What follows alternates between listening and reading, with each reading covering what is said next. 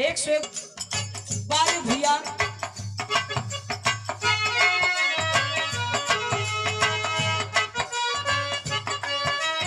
Film के नाम गंगा किनारे मोरा गांव। भोजपुरी फिल्म कब्बो बनत रहे आज के 35 साल पहले 40 साल पहले। गंगा किनारे मोरा गांव चाहे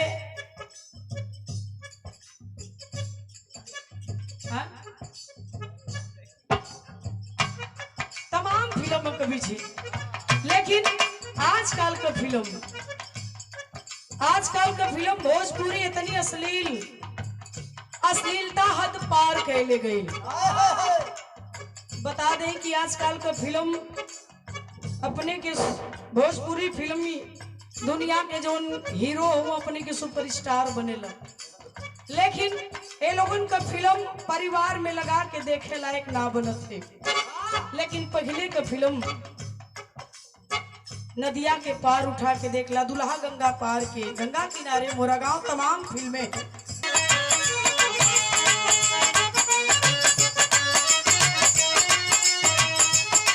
यह गीत बा।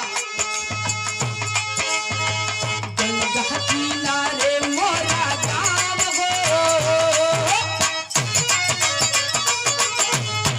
गंगा किनारे मोरा गांव हो,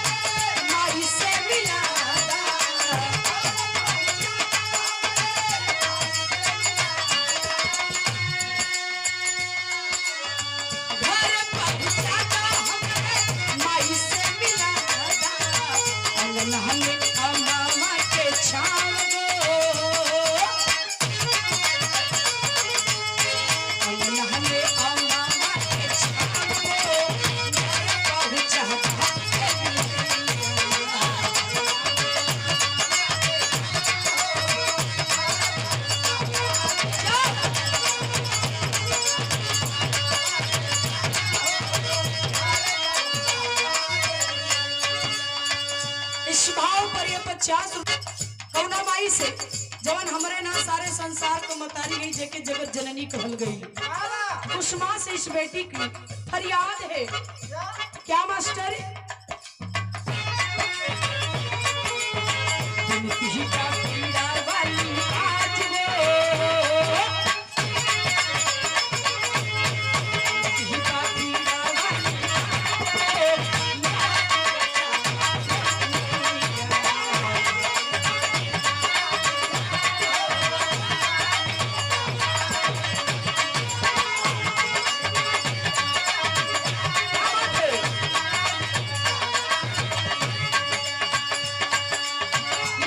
जी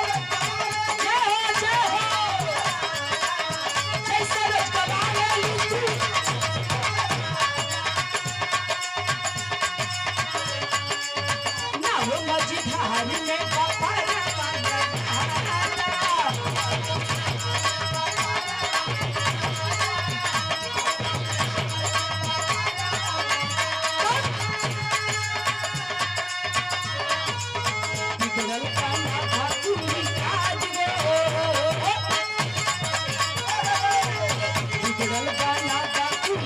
आज हो लाज बचाला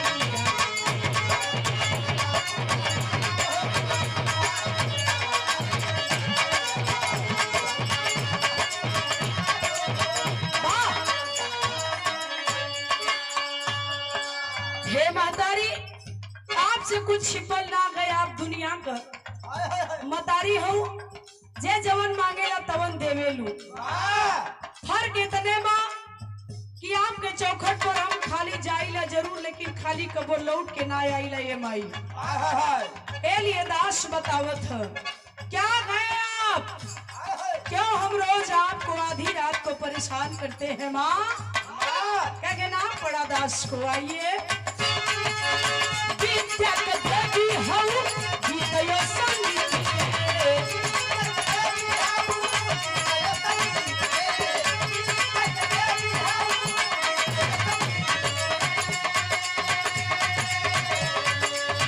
ऐसे ही निभाव करैया आभा जिनके आभा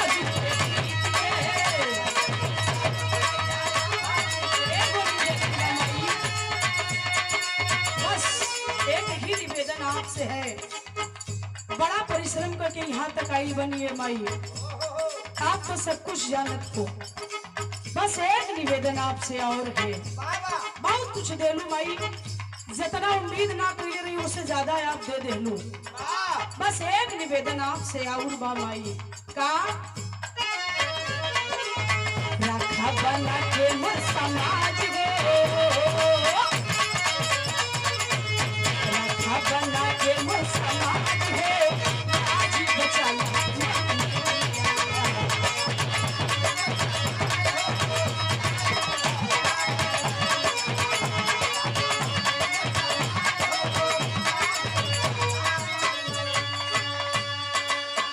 ज्यादा देर तक हम आपके परेशान ना करबे माई रोज परेशान करीला क्षण मात्र के लिए आप आती हो ये मुझे विश्वास है ना एवं तो हम गा ना पैती ये माई बतिया ना पैती ना इतना बाबू भैया लोगन के रोक पैती हमारे अंदर वो शक्ति वो ताकत ना हो आखिरी लाइन हमारी खानदान का परिचय दास दे रहा है कहता है मास्टर आखिरी लाइन में का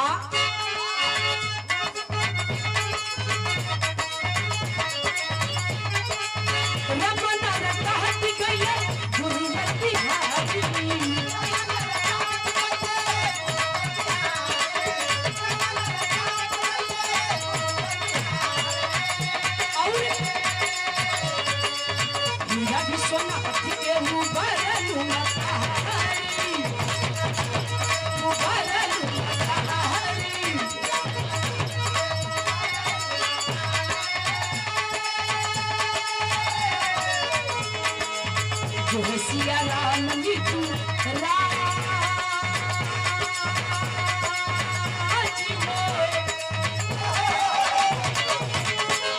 जो है सिया राम नीतू राज हो लहाजी बचा लहा मोर